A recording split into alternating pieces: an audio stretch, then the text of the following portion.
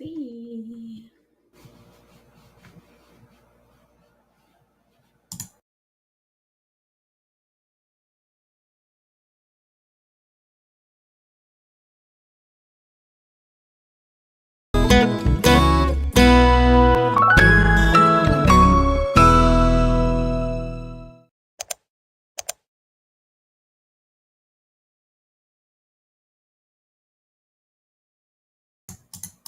Hello, everyone, and welcome to this month's happy hour. I'm so excited to see everyone. I am here for about the next hour to answer the burning questions you have. My wonderful assistant, Tiffany, will be helping us collect some questions from Savvy Pet Pros, as well as if you are here live, feel free to go ahead and add your name and your question, and I will do my best to answer that. So if you guys are curious to know, if you are on Facebook, so if you're on YouTube following us right now, you will be able to see your name. You actually have to go ahead and do this here. If you want on Facebook, you go to, let me get that actual, Actually, Tiffany, if you can send me that link and I'll add it to it so that people know how to be able for us to see their name. You only have to do it one time. You just go to the link, you say, yes, I give Restream permission for me to see your name. That's always nice to know who I'm talking to. So, Tiffany, if you don't mind, I'm going to go ahead and put it in the chat box, actually.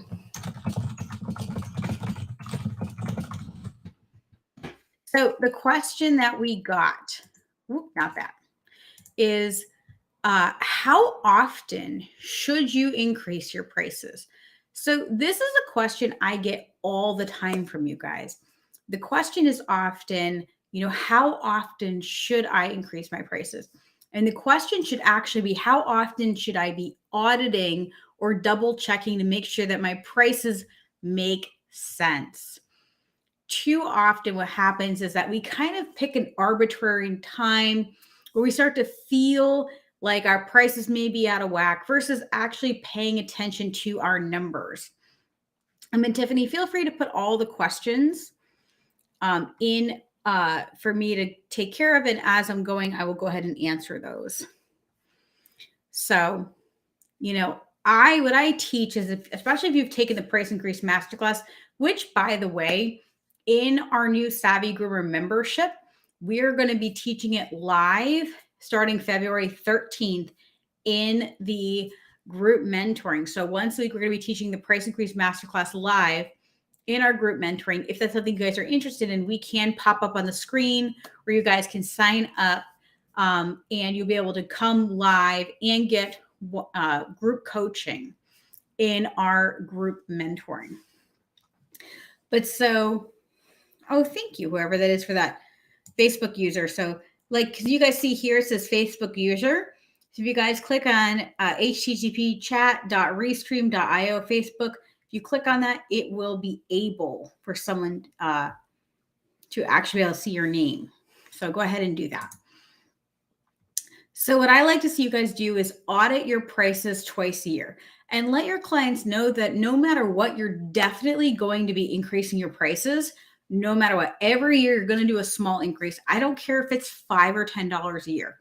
It is so much easier to increase your prices $5 every year than $20 in 4.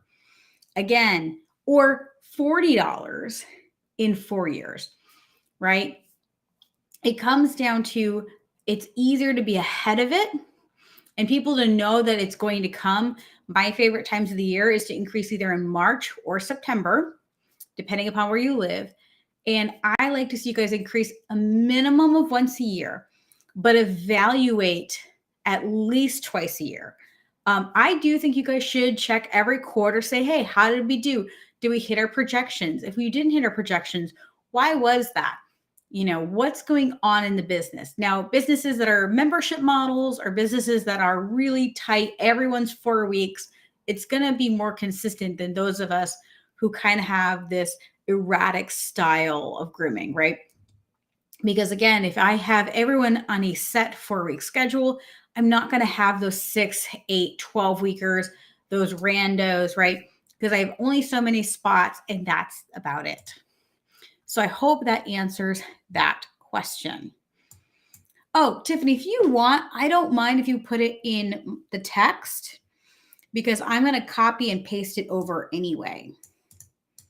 So I'm going to be lazy. And that way too, I can keep track of if anyone here in the chat has anything to write. Boop. So here is another question that you guys have asked. When you're selling your services, what are some bonuses you would throw in to make a sale? I don't want to give money away or offer discounts. So I think you've got to be careful when you have the mindset of you want to throw in to make a sale, right? Because again, what is the service that you're offering? Now, I personally don't love add-ons. And the reason I don't love add-ons is because I think for the most part, you should give the dog what the dog needs. I think that when we're doing add-ons, what we're trying to do is say, hey, I feel uncomfortable charging this higher amount. I'd rather charge this lower amount and then convince you to buy these additional things. Because if they're not needed, why would you offer them? Right? If you don't feel like the pet needs them, why would you offer them to the pet? So I want you to think about what the bonuses are. It's really, what do you value? And what does your soulmate client value? What is the thing that you feel like they really care about? When I had my salon, they really cared about customer service, getting someone to actually talk to them and not ignore them for a week.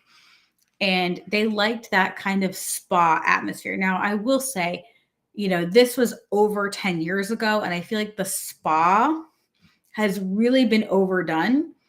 10, 12 years ago, having a spa was really rare because most shops were this kind of like, for better or for worse, right? It was more of like a technician shop.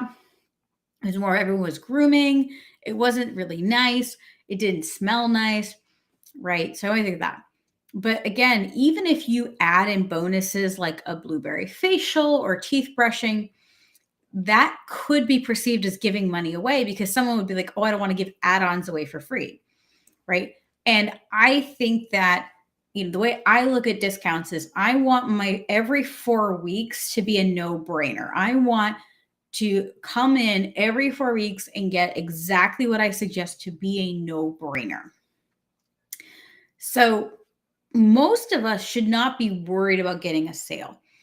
I think that is really important for us. We want to actually figure out how we're going to keep clients, how we're going to get this new client who walks in the door to become an every 4-week client. How are we going to do that? And a lot of that comes down to, is that client my soulmate client? Am I right for them? Are they right for me? If we focus on and spend all of our time and money getting new clients, we're going to waste a lot of time, money, and effort. It is significantly easier when you run a business to have clients that when you interview them, they sound like your soulmate client. You do a consultation groom, and then you get them on an every 4-week schedule. If you are constantly having new clients, shop hoppers, 6, 8, 12-week clients, you're wasting a lot of time and energy. So when you say, what are some bonuses? I want to ask you, what is it that they value? What is it that they want from you? Because if you don't have to worry about it, right, it's going to be so much better. So we have a user, and feel free, guys, in the chat, you'll actually see if you guys go to, and I'll share it again.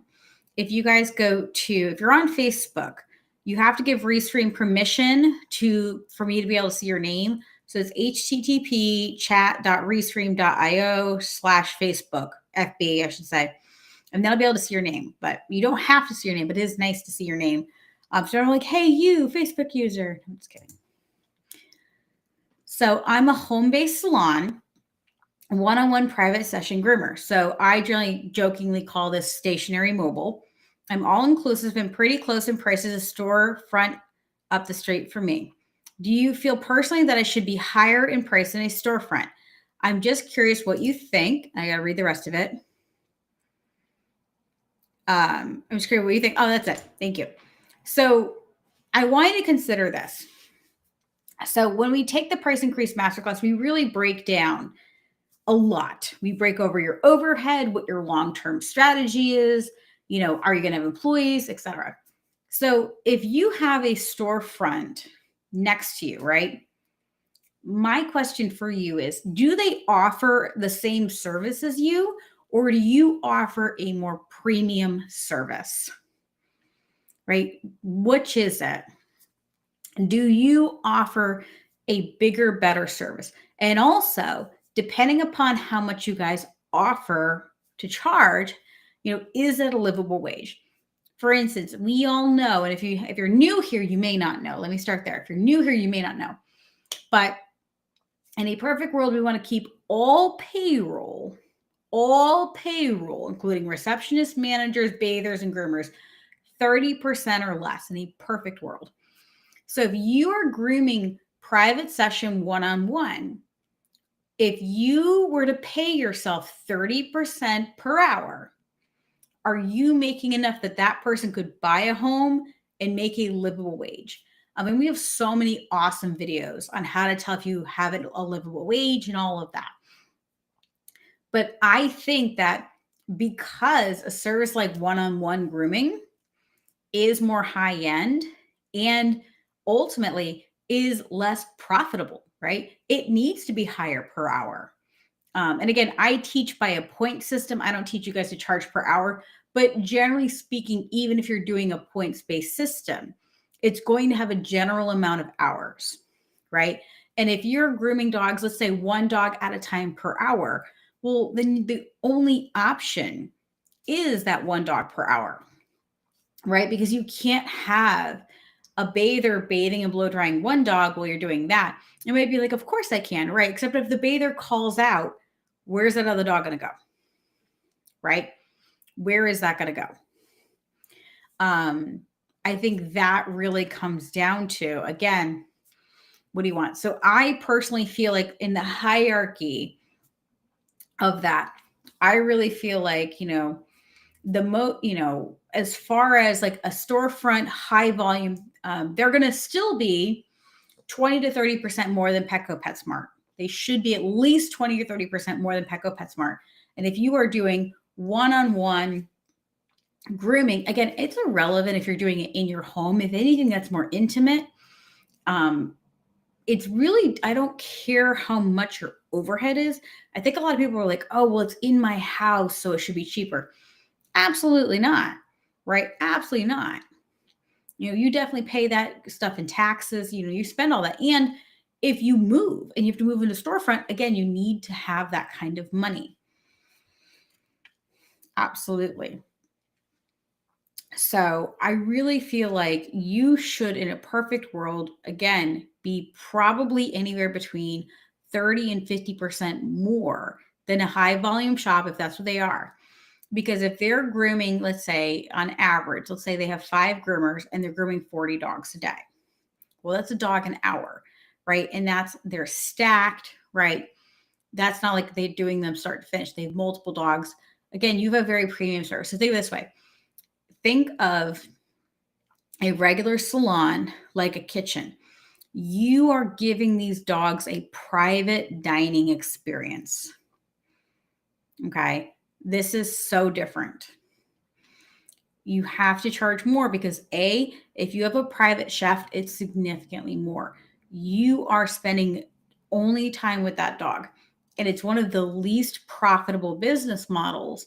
And you have to be so careful because if you were to add an employee, and I'm not saying you will, but if you did, it would be so hard, right? Because again, you have to make their 30% per hour a livable wage.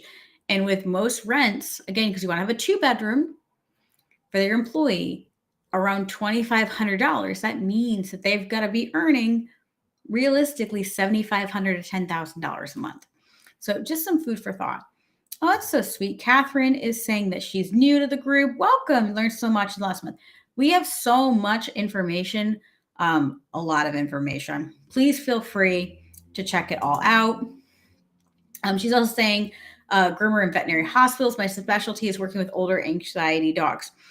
I think a lot of that comes down to we don't talk a ton about veterinary hospital or veterinary groomers just because I feel like, and I mean this in the kindest way, a lot of people that work in vet hospitals, their soulmate client, it's very rarely that they are grooming their soulmate client. It's more of the vet is saying, listen, this dog has this health issue, this dog has this. So, when I really talk to groomers in veterinary hospitals, it's harder for me to reach them. And I'm not saying that's you. I just mean it as a whole, you know. It's also really hard for me to talk a lot about house call because, again, I think house call people and I clash because often I'm like, you need to charge for, like, mobile groomers get it. They're like, absolutely, I need to charge from the time I get there. I need time setting up. But house call people tend to feel really guilty for the breakup and breakdown time charging for that. So I find that that's harder. That said, I definitely think we can add information in. I think we can definitely do it. It's not a huge demographic right now, and it's primarily employees. There are very few of you guys that have businesses that are in veterinary hospitals. So if that's something you guys have specific questions on, I'm more than happy to answer, and I'm more than happy to guide you.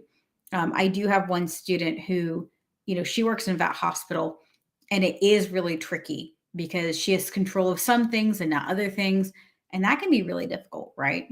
So I just want to let you guys know that, so if there's a lot of times I'm not ignoring a demographic. It's just, I find that when I do talk about it, there's a lot of resistance. And I prefer, if there's resistance in a collective, to talk to individuals, right?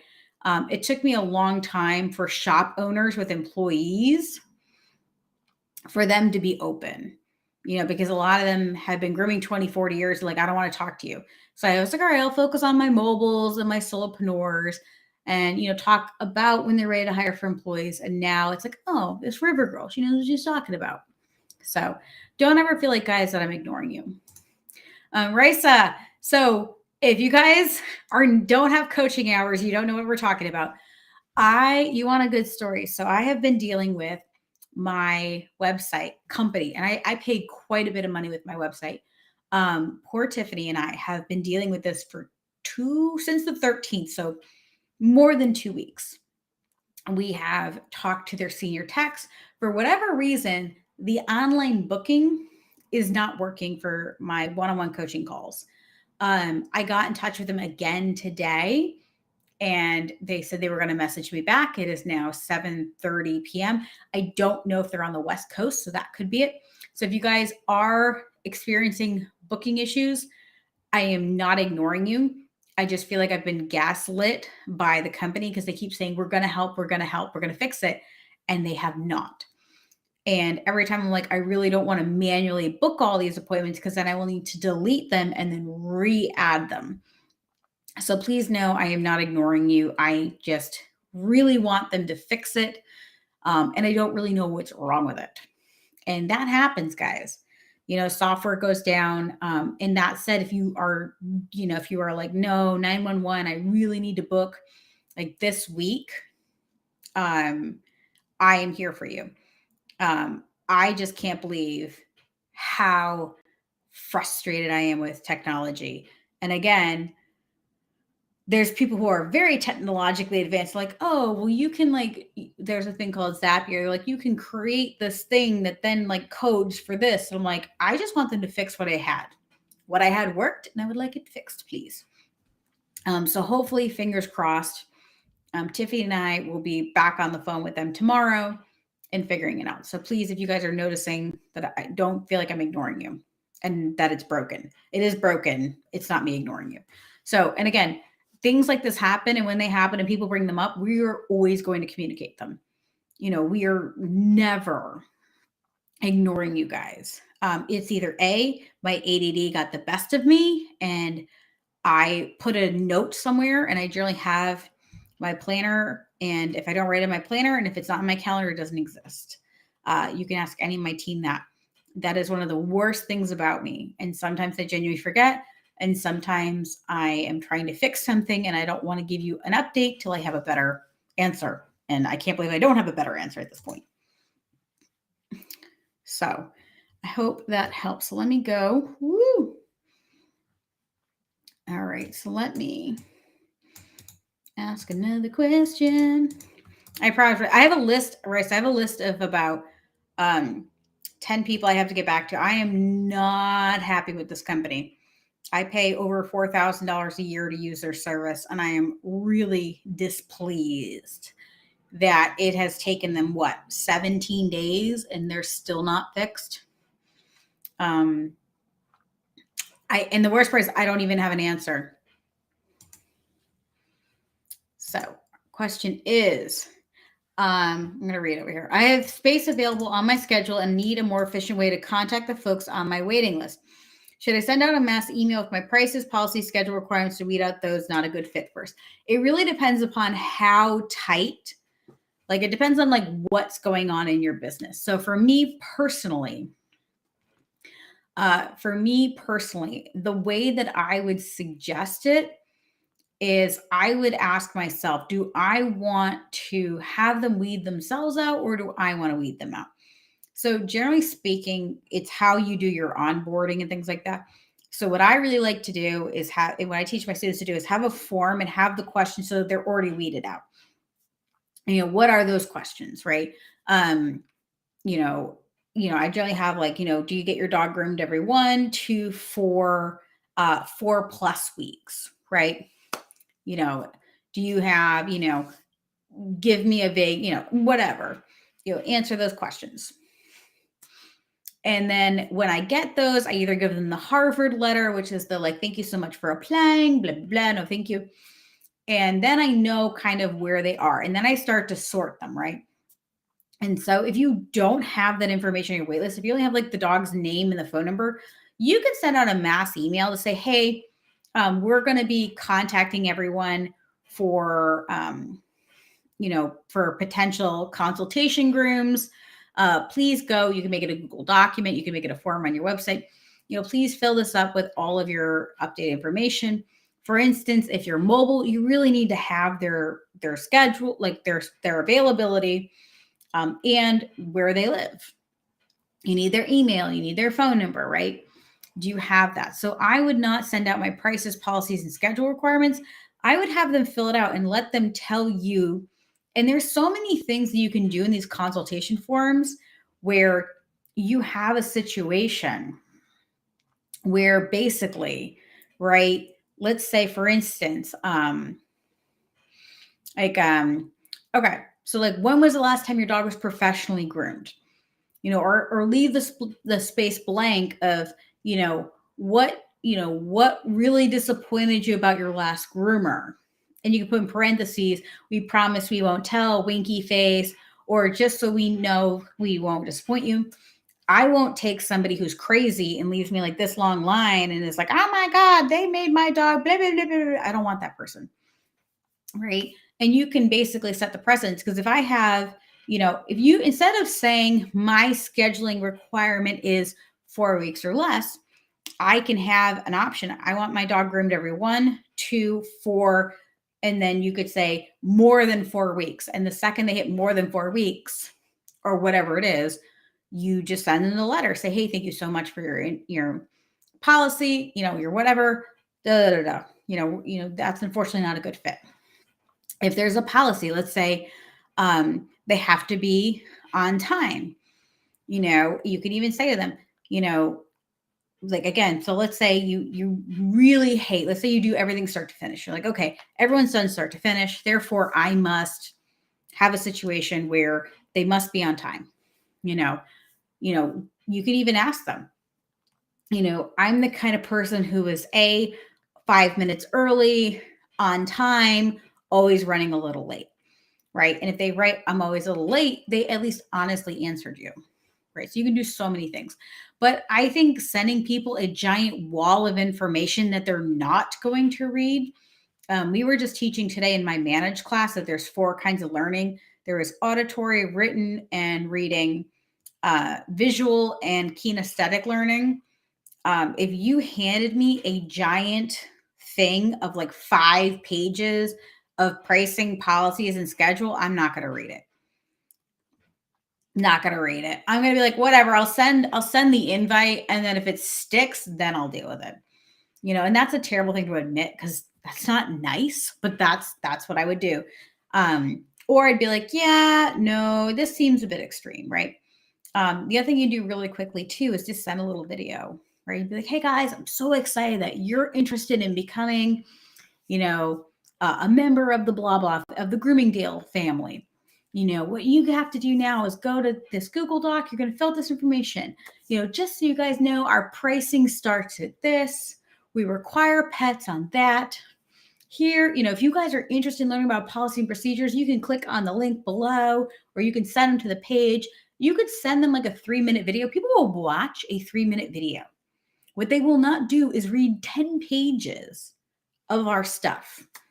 How do I know this? Because that's what do you think? And the majority of you guys do not read this stuff. I love you all. I love you all. I'm like, why did I bother putting this in writing? I'm like, you just want to see. It's funny. I had a Savvy Groomer blog for like 10 years. And all I did was read it and put my face on video. All of a sudden, I'm changing people's lives.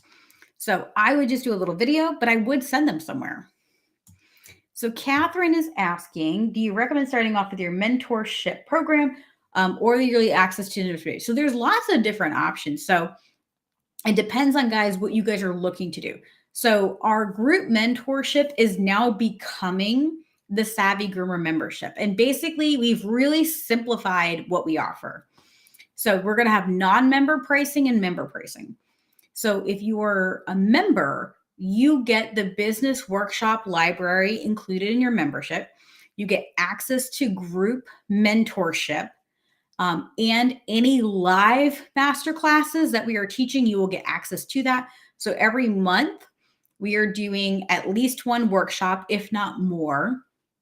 It depends on how creative and inspired my team and I feel. And you will also get quarterly one masterclass taught live.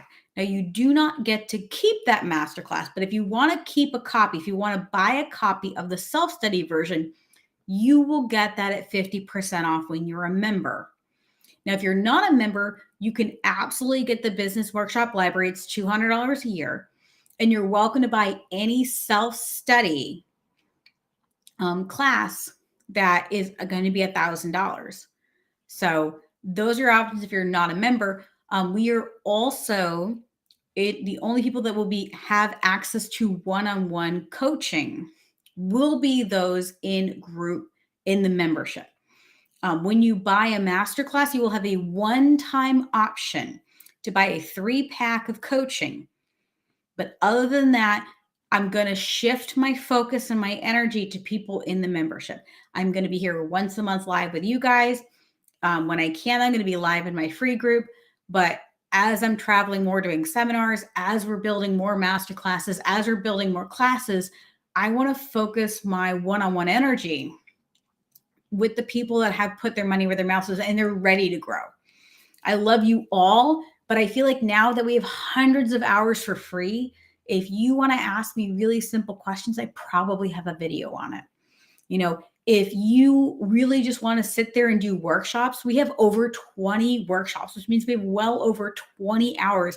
And again, adding at least 2 or 3 of them every quarter, starting in quarter 2, that you guys are going to have in the business workshop library. But if you're ready for change, if you're ready to be in a community, if you want to be in a circle of success, right?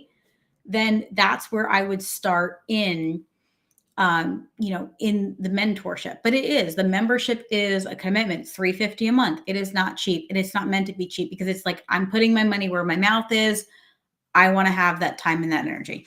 And there's nothing wrong, guys, with just doing the free stuff. I have so much free stuff. Don't ever feel bad if you are not in a financial position. Okay. I want you to feel appreciated. I want you to feel supported. I have been poor and I have been comfortable financially. There is never a time that it is bad if you don't have the money for it. There's so much free stuff. Enjoy the free stuff, guys. Seriously. So Linda says, what do you say to customers when you book a consultation? How do I get people to come in every 4 weeks? I get every excuse in the book why they can't book ahead, never mind every 4 weeks. So I want to ask you, when you are booking a client, what is your soulmate client like? Who are they? What do they want? And because this is very important, guys. When you have somebody giving you excuses, is that person your soulmate client? I'll give you my very terrible dating analogies. So let's say for shits and giggles, because I'm dating, it's terrible. It is what it is. So let's say I'm dating and I really want somebody who wants to go on a date with me once a week, who wants a committed monogamous relationship that leads to marriage and family. Well, when I'm getting to know people, whether that's on Bumble or online or wherever, I have to ask them qualifying questions before I even go on that first date. And think of your consultation like a first date. And if you are getting a lot of people who don't want to have any information to give you, if they're like, yeah, just book my dog, right?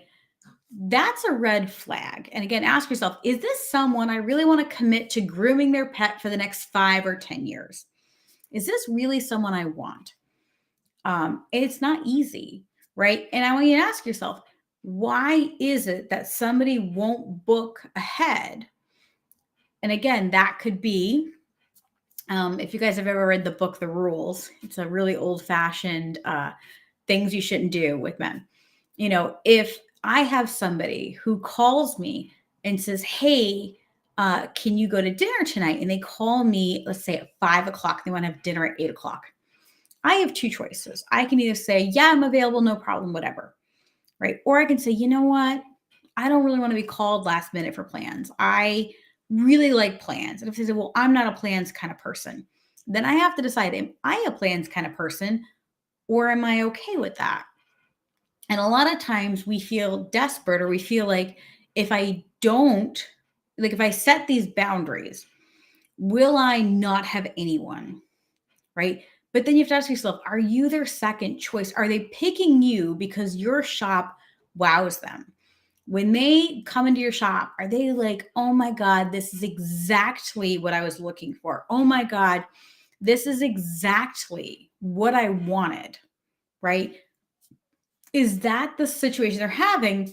Or are you just one number in their Rolodex? Remember the little black book? I don't know how old everyone is, right? My brother is one of those people that had a little black book, and I adore he is very happily married. But I remember like he would go through, he had a phone book, he had a book, and he would go through his numbers. This is before cell phones, you youngins. And he would call girls to see who was available. And are you one of those numbers? Are you getting grooming booty called? And how do you feel about that? Right? So if I have a client and they call me and I have decided that I'm going to be this kind of groomer where I want to only have soulmate clients. And of course, you have to balance it out. And that's why we teach you guys survive, live, and thrive. How much do you need to keep the lights on and be comfortable? Keep the lights on. How much do you need to be comfortable? And then how much do you need to thrive, right? And be very happy.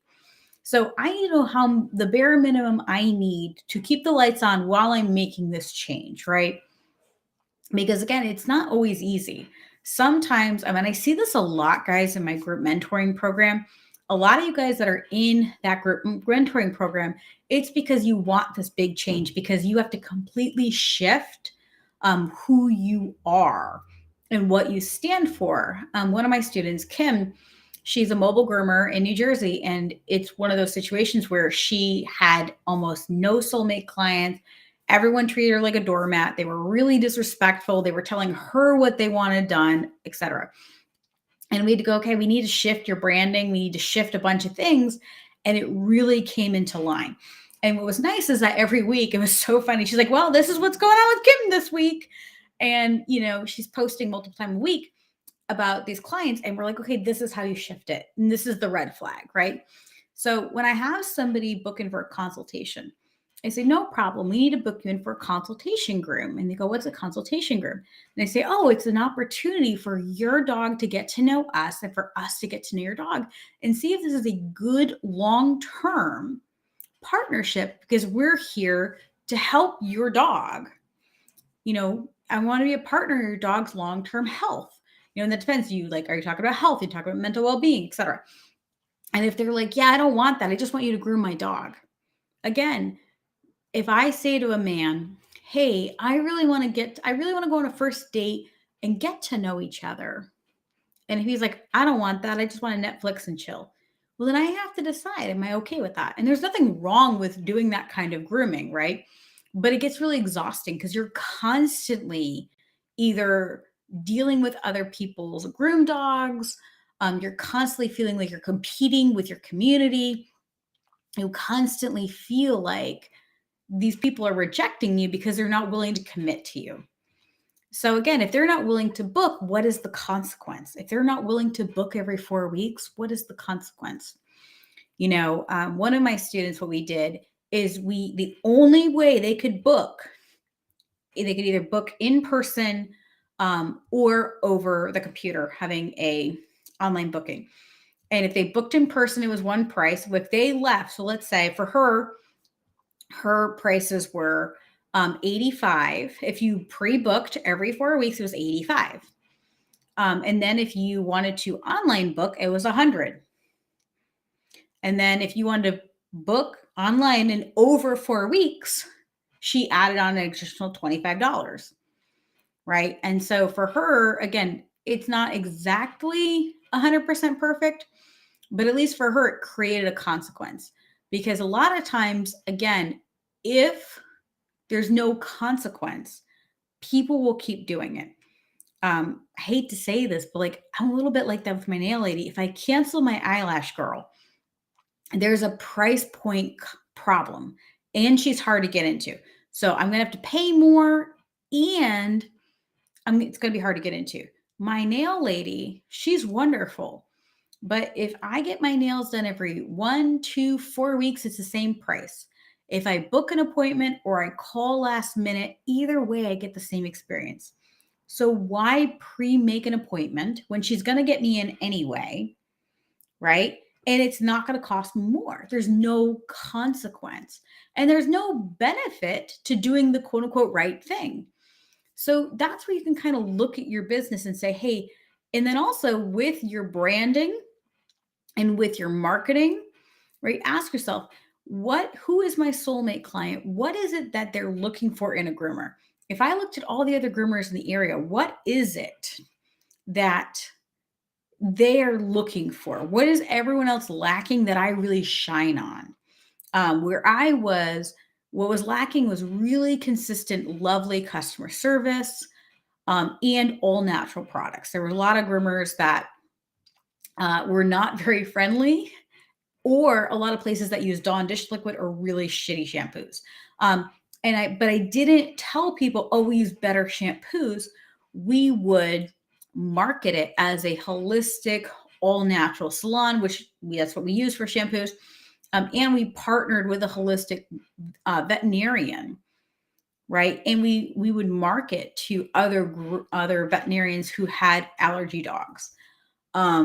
It's not the best way to do it. I will tell you, there was a lot of downside to that, but it worked really, really well. Yeah. And as Catherine said, right?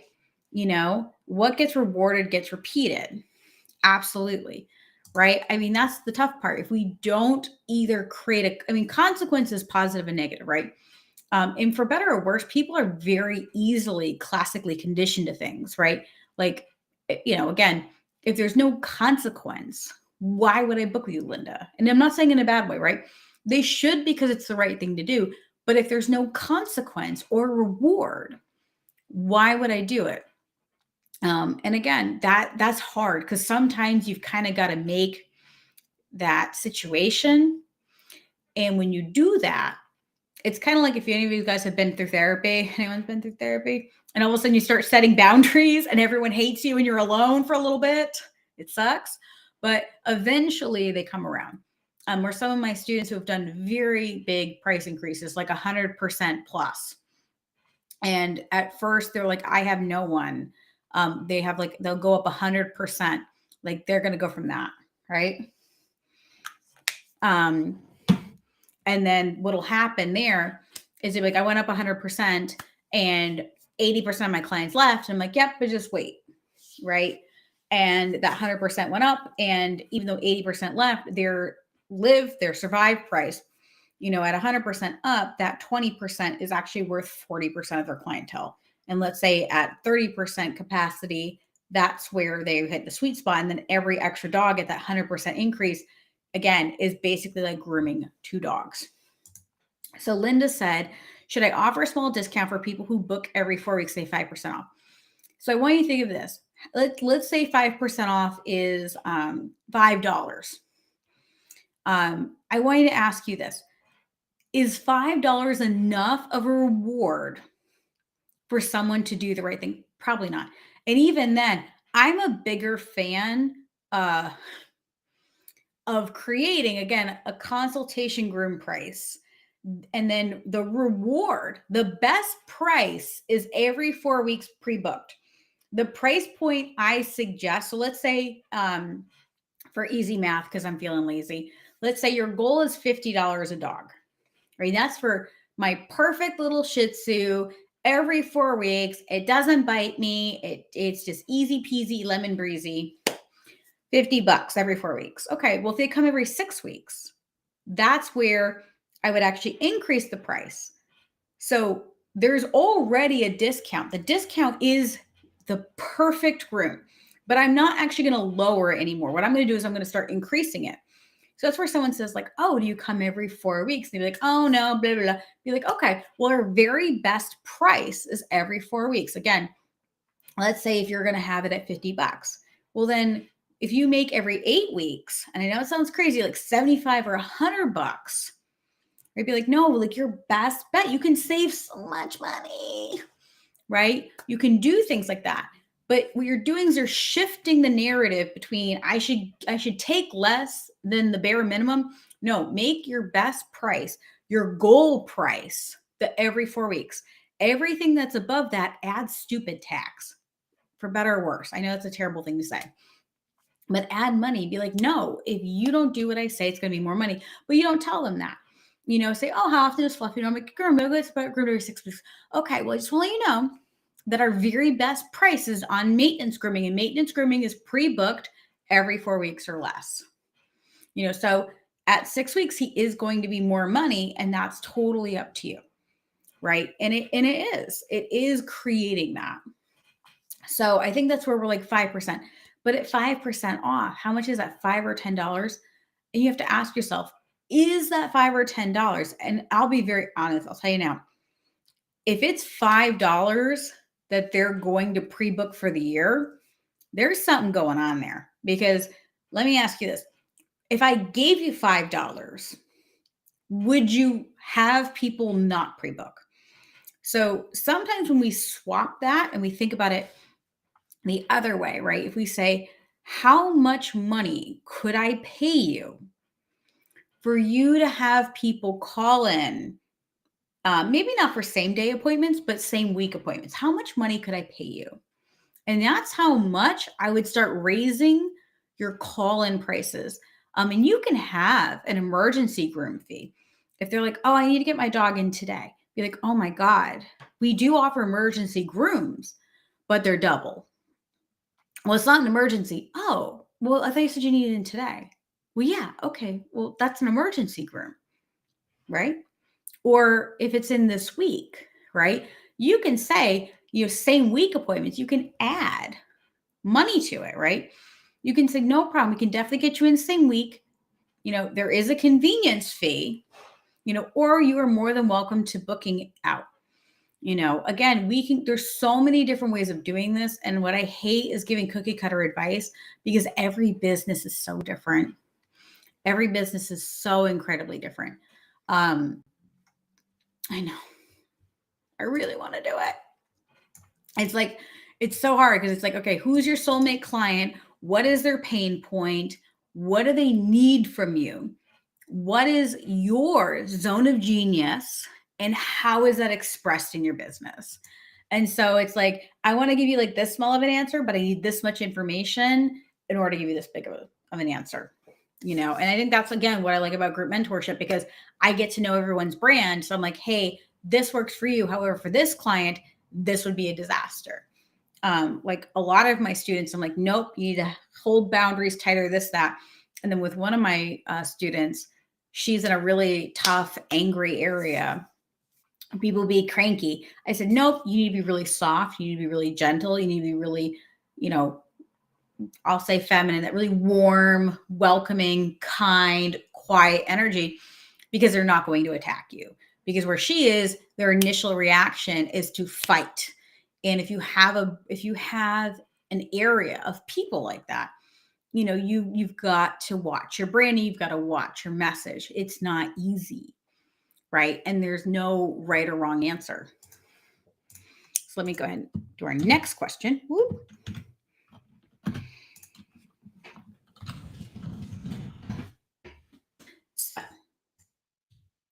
I'm trying to, and let me read it all here because I cut off me. I'm trying to improve how I do my consultation appointments for my new clients. Would I be asking too much for clients to fill out a questionnaire before the consult and then go over it at the consultation appointment? How do other groomers do their consultations? So I will say this: again, there's so many ways to do consultation grooms, and we are working on a consultation groom workshop. We are working on that. So don't worry if you're like, hey, I don't know exactly what it is. We are working on that.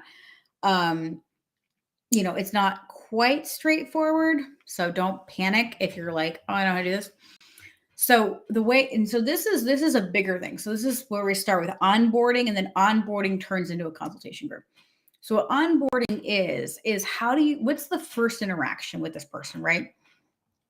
What is this first interaction, right? That's where we want to start. And then from there, we want to say, okay, let's say I like to start with either a Google Doc or a form they fill out where I want all the pertinent information that I want to know to determine if this is going to be a fit or not. Okay. And then from there, I can then say, okay, is this a good thing? It's kind of like, which is terrible. Like when you're online dating, I look in their profile and I say, okay, they do want children. Okay. They do want a relationship, or they do want marriage.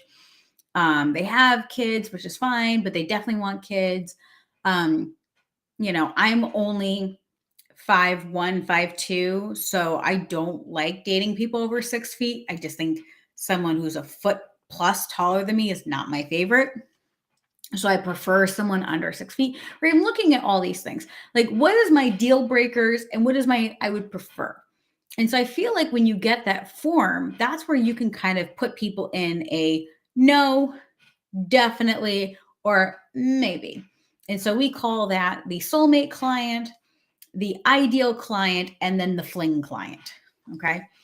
So again, it's really how you want to do it and how important you want it to be. And that's also where it needs to be very expensive. If you are very exclusive, like my students that do memberships, they really do need listen, this is a commitment. We are mutually committing to each other. Right. So that's going to be very different than if you're kind of a fling style grooming salon. Is this like, nope, I'm going to consult with you and then I'm going to either offer you a spot on my grooming list, or I'm going to say, no, we'll never groom your dog again, or you can reapply next year. Right. Think of it like a country club. Are you the kind of country club that you just want to like meet people and see how it goes? Or are you the kind of country club like, no, we're deciding if we're going to take you or not? So I think personally, it's really important for you guys to really decide what is your deal breakers, what are you willing to do, what you're not. And before they even book that first consultation groom, they're either an ideal or a soulmate client, and you make a list of all your red flags and you make sure they have none of them, or you're pretty sure they don't have any of them. I got to read this first and then I'll pull it up. I only groom dogs over 35 pounds, D-sheds and doodles. I want to be charging premium pricing and be exclusive. I feel like every time I try to raise prices, people just disappear and 2 cheap salons just open up a 5-mile radius. Which class would be best to take, pricing, or would you consider membership? Thank you. I'm tired and broke, and every groomer tells me I should be a rich woman because of my special needs. So this is really hard, and I just want to share some love for you because it is really hard. And again, I'm going to give you my bad dating advice because again, that's where I'm personally in. I think it helps. I think it helps a lot. So remember when you have cheap salons open up, it's kind of like if you live in an area where people have lower standards, right? And that's okay. Because eventually they're either going to change their mind, they're going to raise their prices, something's going to change. Very rarely can cheap shops stay open forever. And also, you need to make in your business your pricing the least interesting thing about your business. I very rarely have anyone talk about the pricing for Savvy Groomer because it's the least interesting thing about my business. It really is. And I notice the people that focus on the cost of things, it's either a limiting belief they have around money, or for better or worse, it's someone who wants the higher tiered item but doesn't want to pay it. And then when I say that's okay, I have lots of free stuff, they want me to give them the premium thing at free. And I'm like, no, like I have free stuff. I will offer you free stuff. You have lots of free stuff. But then I have paid stuff. Right. So don't feel that. And I do think I really suggest anyone, listen to me, everyone, you really need to start the Price Increase Masterclass. That is where I would always start. And the reason I would always start there is because it allows you to know what's going on with that.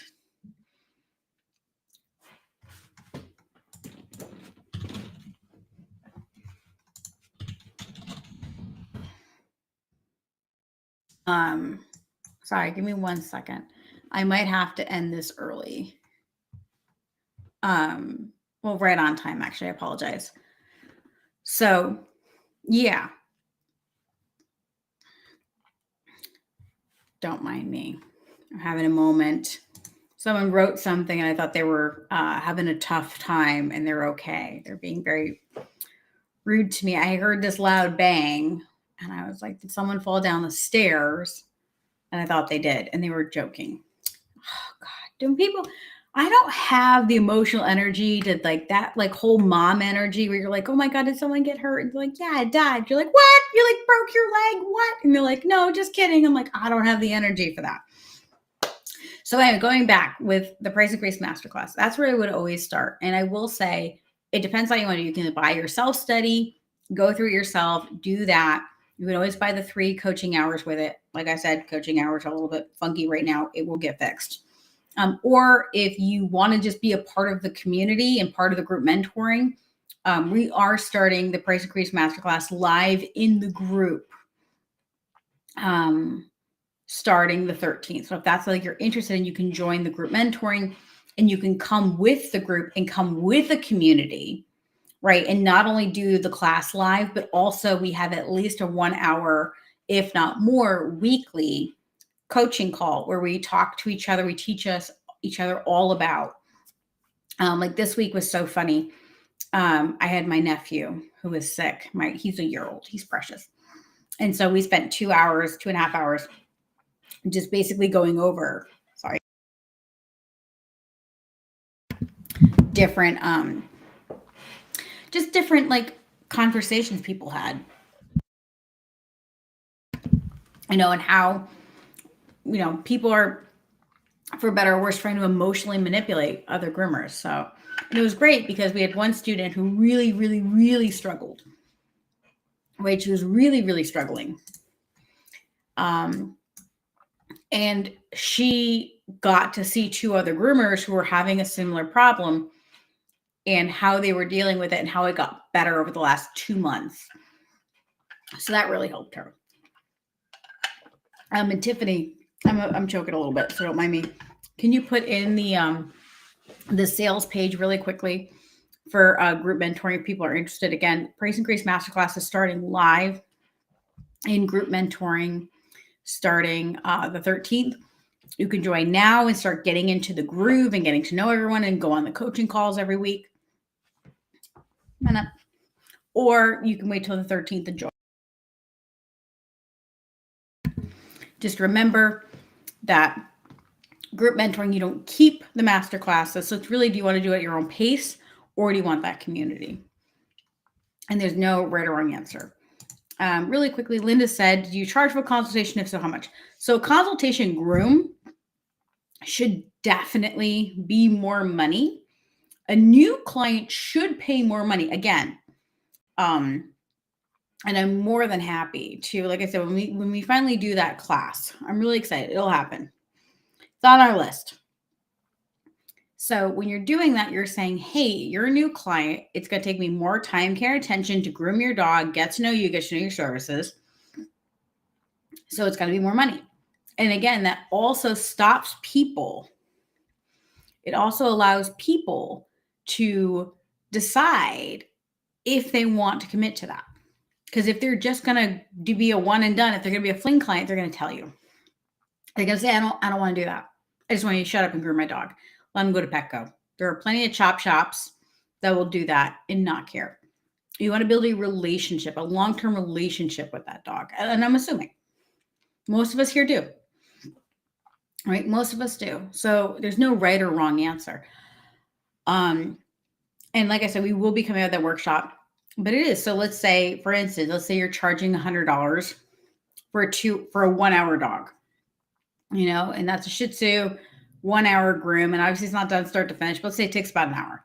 Well, if you are going to make this a 2 hour groom consultation, we sit down, we talk, it depends on how in depth it's going to be, right? If it's just a little extra, then I would probably make it anywhere between 25 and 50% more. And also, do you have a limit on how many consultation grooms you can have? I generally say past a certain amount of weeks, you become a new customer. So for instance, if for me, anyone who hasn't been groomed in 8 weeks is immediately a new customer. If we have not seen your dog in the shop, you're a new customer. You start from scratch. And again, if you say, listen, you're allowed to have 2 consultation grooms a year, and after 8 weeks, you're considered a new client, we'll need that. You're going to get rid of the shop hoppers, and you're going to get rid of the clients that are once a year, twice a year, quarterly grooms, right? You're going to get rid of those people. I love this. Melissa says, people can be huge, time sucks. Oh, isn't that the truth, man?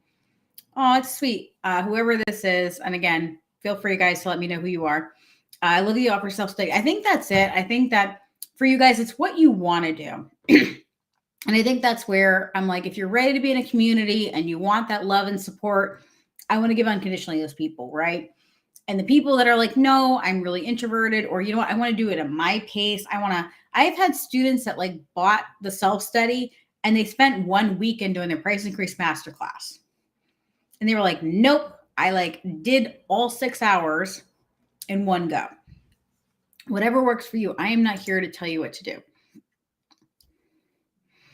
I'm going to do one more and then I will need to go.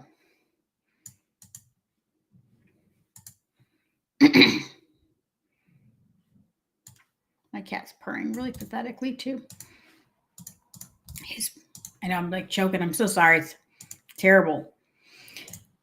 So the question is, I have some great employees, but can't seem to get to clock in when they are working.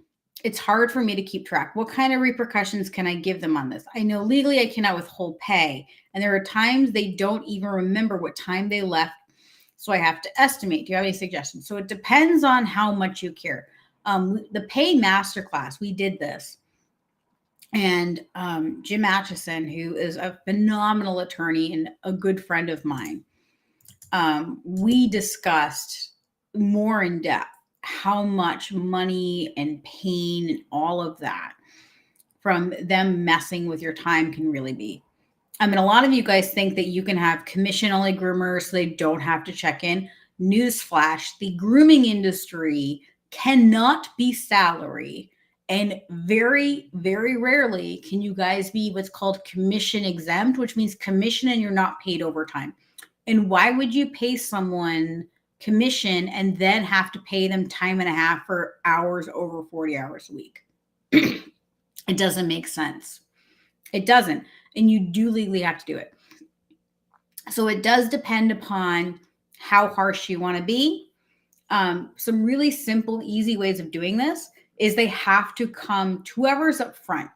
At the beginning of their day, they have to go get the information about their dogs from someone up front, and they have to clock in, right? And if they're going to take a break, they have to do it. My question is, who is the manager? Who is managing the salon, right? Who is that person who is keeping track of that? Whose job is it to make sure employees are actually doing what they're told? You guys know my feelings on managers. Managers should not be grooming. The only time a manager groom is if someone is sent home, someone is out and they're sick, once in a blue moon. But less than 20% of the time should they ever be grooming. That's just the reality. Their job is managing and keeping track of things and making sure things are a well-oiled machine. So things you can do is figure out, how can I make it effortless? Is it that you literally can't start your day? Again, who is giving them their first dog? When do they get their first dog? Where do they get the notes for that first dog? How can you make it really effortless for them to go up front and clock in, right? Is it a situation where they're not going to clock in? So again, you could have, like, we use a whiteboard. We talk about it in pay. And I do this to track points because we use a point system for talking about pricing. They write their name and they write it in whiteboard, right? Or maybe they're texting you, starting the day. What are some ways you could effortlessly do this? I personally, what I would do is, because I'm not tolerant, because here's the thing. I have no problem with people being, because again, they're for them, there's no consequence, there's no punishment, right? So one thing I used to do, because I had one employee who refused to clock in, and I did everything I physically could to get them to clock in. So what I did is, if they started and they hadn't clocked in the first 15 minutes of their shift, I would send them home. I'd be like, hey, you didn't clock in, go home. And they'd be like, what? I'm like, yep, I'm going to groom your dogs. Because again, the manager is not the groomer. The manager can groom, but their job is to manage the shop. And let me tell you, send 2 people home because they don't clock in, all of a sudden they start clocking in, right? Also, right, if they don't clock out, I don't let people leave till I've inspected your space. You don't leave my shop till I have made sure your grooming station is ready to go. So again, whoever the manager is, hey, Susie Q, I'm done. Can you please double check my space? Absolutely. I look there, I look back, I say, okay, go clock out, right? There has to be some sort of accountability. And a lot of times we don't want to take control of our shop. We want to basically have little small business owners, right, who we have no control over, right? And it leads to chaos. And the more the IRS is ready to come down on all of us, we are on thin ice. There is so much stuff. I laughed. I told Jim, the attorney that I work with, that we need to create like a monthly podcast where he gives us all of the court cases, because he has access to all these things and all of these judgments that are coming down that are going to start affecting us. They are looking for payroll violations, for them to come after people. They're looking for that. And also, if you don't have an accurate number of hours, right, they can, again, if they say no, let's say you say they're commission exempt, and they're like, well, I worked 80 hours last week. If you have no proof, it's their word against yours, and they will always take the employee side. So it's really, really important. So again, if there one really harsh way, if you want it really nipped in the bud, is if they don't say, listen, if you're not clocked in 15 minutes into your shift, I'm going to assume that you're not here. And if you are here, you're just loitering, you need to go home. Okay. That's one really harsh way. Let me tell you, do that twice. It's going to end real fast. Right. You can't leave till you talk to, if that's you, the manager, the receptionist, they double check your spot. It's like, listen, you all want to be babies? I'm going to treat you like babies. You want to be big kids? Clock in and out. Right. And you can always make that a punishment. But for now, you can say, listen, there's been a big issue. I don't think you guys realize how much that can mess my business up. It could cost me tens of thousands of dollars in fines and fees. You know, if you want to be treated like adults, then you need to act like adults.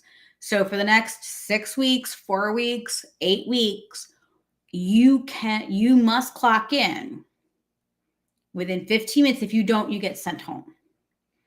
And if you leave you cannot leave at the end of your shift till I have inspected your workspace. And let me tell you, it'll end so fast. And you could even end early. You know what, guys? It has been 3 weeks. And in that 3 weeks, we have had every single person clock in. You know I said I was going to do this for 8 weeks, but you guys have really impressed me. Keep up the good work. I'm going to do it for one more week. If we can do it one more week, then we can go back to that. But I'll tell you now, if one person doesn't do this, then we're going back to that. And it really comes down to what kind of manager are you? My managerial style is like, listen, I will give you enough rope for you to hang yourself. The second you make me regret it, I will pull back. But again, especially if you have neurodivergent employees, make it really easy, right? Again, if they get a sheet of paper with all their grooms on it, or if they have to go up to the computer to write all the groom dogs they have on it, have a little board over the screen. Did you clock in? So you have to pull the piece of paper off to write that information down. Don't give them that piece of paper until they have clocked in. What can you do to make it effortless? What can you do to make it really a no-brainer? And then what level of punishment? Because again, you are opening yourself up to an enormous amount of liability, like a lot of like tens of thousands of dollars worth of, if not, it's crazy. So like Jim and I were we talked about this in pay when we were teaching the pay masterclass. We were talking about how he has a client that's a client now, and they literally spent over $1 million between back taxes, penalty, fines, fees. Petco and PetSmart have spent over $1 million too, between California and New York, in back overtime pay. Because if you can't prove your employee didn't work overtime, it's their word against yours. Just really quickly, guys, and again, I don't know if I can show. Let me see if I can add in. Oh God, I can't do that. I'm just going to do the math really quick for you because I can't figure out how to make this screen work because it's not in Zoom. Zoom makes my life easy. So let's say you have 5 hours, right? So let's say your minimum wage for easy math is $10 and time and a half is 15. So let's say $15 an hour overtime. And let's say they did a minimum of 5 hours per week. So that's $75 per week overtime that you are not paying them. Right? Well, per week, let's say there's 52 weeks in a year. So that's $3,900, which doesn't seem like a lot. But let's say you've been doing this now for 3 years. Well, that's $11,700, right? And in some states, they can get triple damages, right? So let's say you're in a state where they can get triple damages. That's $35,000 for 5 hours that you can't prove, right? And there's nothing you can do. And again, are you going to pay an attorney $500 an hour to fight this, or are you going to suck it up and pay it? It's not fun. It's not fun, guys. It's really important. The amount of stuff that I learned about pay, going through the pay masterclass and working with Jim, I knew it was a problem. I had no idea the depth of problems. But we are over time. And Kitty and I are heading to bed. I'm going to have some more water. I'm going to go relax. I'm going to go shake people who are trying to get me off my call. They're trying to scare me and be silly. I'm going to shake them. I appreciate when people think they're silly, but I'm like, I am that mom. I am like, oh my God, you fell down the stairs. No, I was just kidding. Like, well, thank you. Thank you for making me nervous and being fine. All right, guys. So if you liked this and you're enjoying it, you are more than welcome to join group mentorship. It's even better than this. You know, the membership is going to be such a value. It is not cheap, but you're going to get a lot of our time. You're going to get so much support. If you want to do self-study stuff, you guys are more than welcome to do that as well. We are going to be doing a website overhaul to make it really easy for you to know which one to pick. And you always have the free Facebook group, Savvy Pet Professional, guys. So it was so awesome seeing you all here. Thank you so much. It is so awesome to spend time with you guys. We will be here again the last Monday of the month at 7 p.m. Eastern. Oh, Linda said thank you for your time. Absolutely. Like, I have so much free stuff for you guys. Please use it. When you're ready and you guys want to come, great. If not, remember, every month we're going to have a free one of these. Right now I need to support the revolution, the Savvy Groomer revolution. I got to support the people ready to make changes because they're going to help you guys. If you guys are not ready to make these changes, there's going to be people in your community who have to go first. And that sucks. It does suck, right? For other people to go first.